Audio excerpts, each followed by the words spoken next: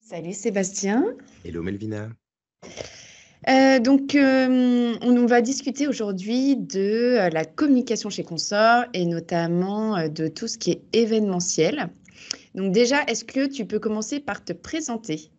Oui, Sébastien, donc moi je suis le directeur pays pour le Portugal, donc j'occupe les fonctions de direction pour la filiale qui est positionnée à Porto. J'ai à la fois un business en centre de service où l'on offshoreise une partie de nos activités Confort Group et j'ai un business local sur lequel effectivement je vais accompagner les clients en portugais autour de leur infrastructure et solutions.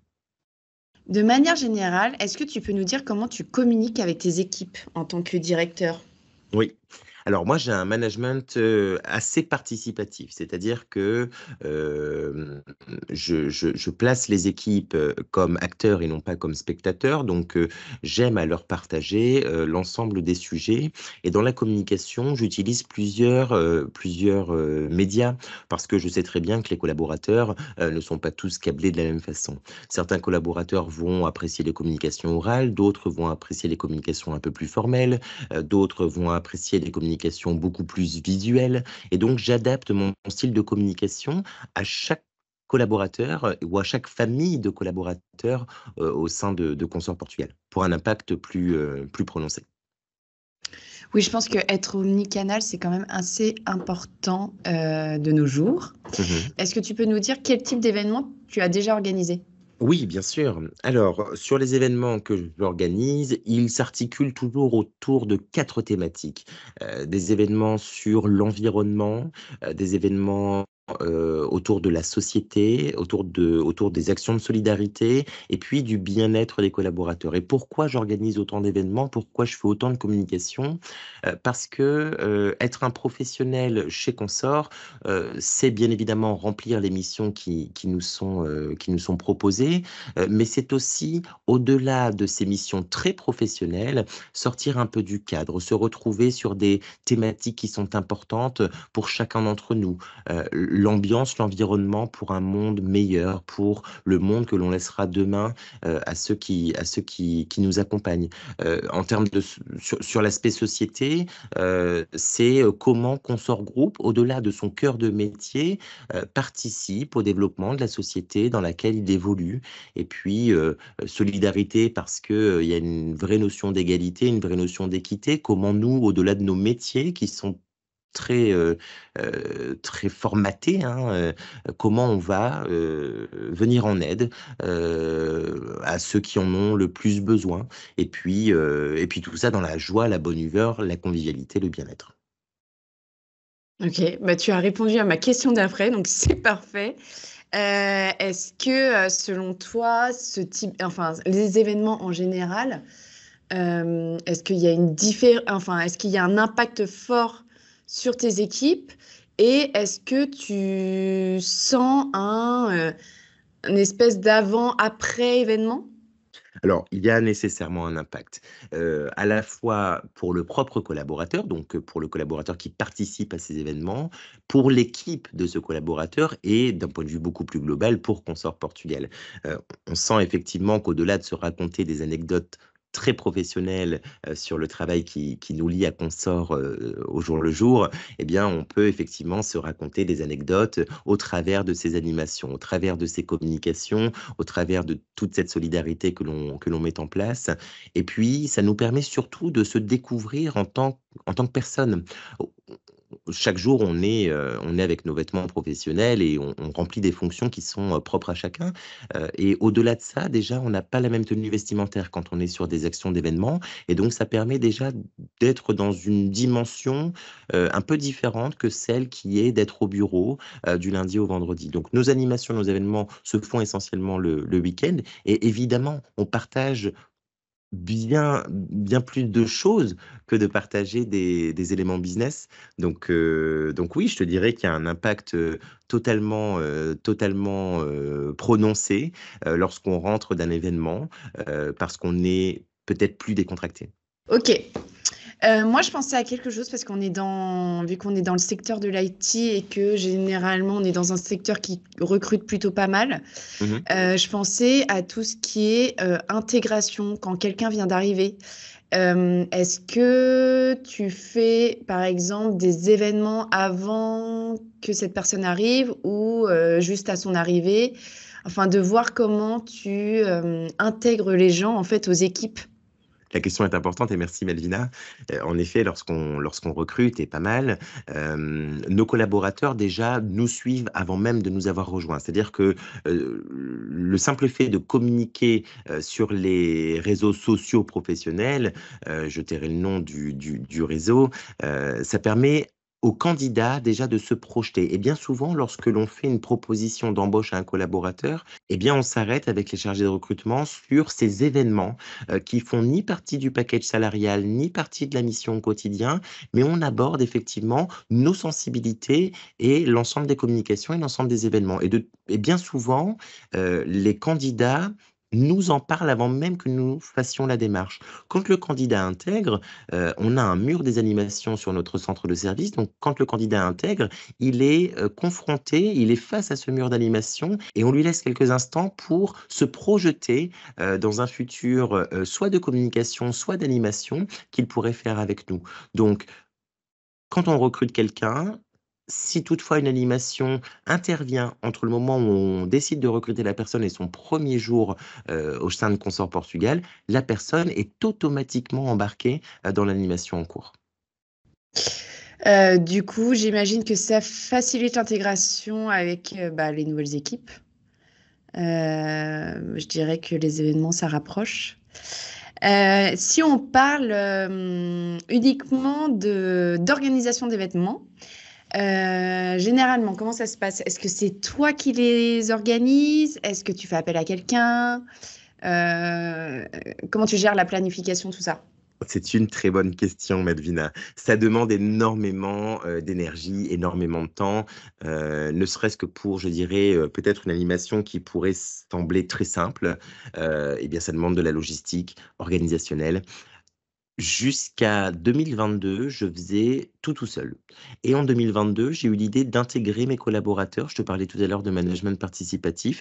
Et j'ai eu l'idée d'intégrer les collaborateurs et de créer des ambassadeurs sur ces aspects événements et communication. Et donc, tous les ans, en fin d'année, lorsque l'on fait notre soirée de fin d'année Consort Portugal, nous allons élire des ambassadeurs qui sont Mister et Miss Consort Portugal et qui vont travailler à mes côtés pour à la fois découvrir les nouveaux thèmes de l'année suivante, mais aussi se partager en fonction des appétences de chacun, qui travaille sur quelle thématique et qu'est-ce qu'on y fait à l'intérieur. Et donc, je crée des binômes de deux personnes qui choisissent un thème et qui proposent des animations. Souvent, ce qu'on fait, c'est que je leur laisse proposer à peu près 5 animations, et puis tous ensemble, à l'unanimité, on va sélectionner les animations qui nous semblent les plus réalisables. Dans l'organisation, bah, tu te doutes bien que ça demande pas mal de temps parce que euh, on fait ça en début d'année. Ce qu'on fait souvent, c'est que dès le début de l'année, en fait, on déroule le plan d'animation et donc on sait en janvier ce qu'on fera jusqu'à décembre, à peu près en termes d'animation et d'événements. Donc, il faut de façon très régulière rythmer les équipes pour savoir si elles sont toujours OK pour y participer. Il y a des animations il y a des animations qui ne nous demandent pas énormément de logistique, donc celle-ci, à la limite, si tu as des personnes qui s'ajoutent ou qui se retirent au fur et à mesure, c'est pas trop gênant. Mais quand il y a des animations qui demandent de la logistique, par exemple, quand on fait une sortie dans un parc d'attractions, ça nous est arrivé en 2023, eh bien l'ensemble des inscriptions, l'ensemble des assurances, la logistique de covoiturage, tous ces éléments-là, c'est vraiment une organisation en amont. Donc, ce que je fais souvent, c'est que je mets des référents sur l'ensemble de la logistique et puis chacun a sa petite mission à réaliser et on se fait des points intermédiaires pour s'assurer que le jour J, on sera prêt. Donc, pour rappel, au Portugal, vous êtes un peu plus d'une quarantaine. Oui. Je pense que c'est important, en effet, d'avoir du relais et de ne pas être tout seul quand on organise ce genre d'événement. Et puis, ça montre aussi l'implication et l'engagement des salariés, tout simplement. Oui, oui, oui, une belle preuve d'investissement, c'est vrai. Et comme je disais tout à l'heure, ça place le collaborateur non plus comme spectateur, mais bien acteur de la mission qui lui est confiée.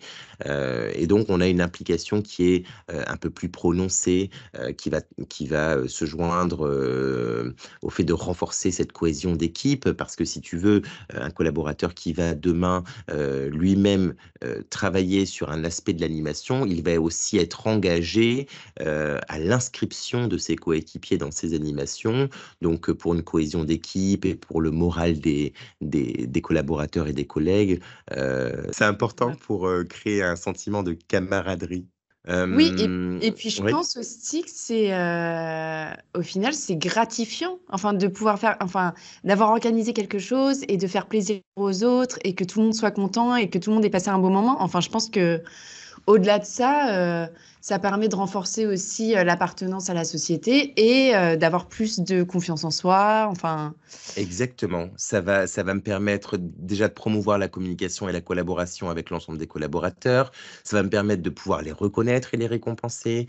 Ça va me permettre de pouvoir renforcer, comme tu le disais, la culture d'entreprise.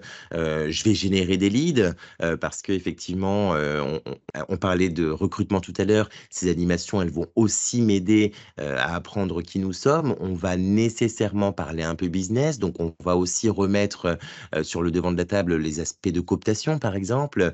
Ça va nous permettre de recruter de nouveaux talents, ne serait-ce que sur le partage des événements ou le partage des informations. Et puis, ça nous permet surtout de rester en contact. On ne vient pas simplement faire nos 8 heures pour un client et pour une mission. On crée aussi du lien et ce lien permet une meilleure compréhension des besoins des uns et des autres.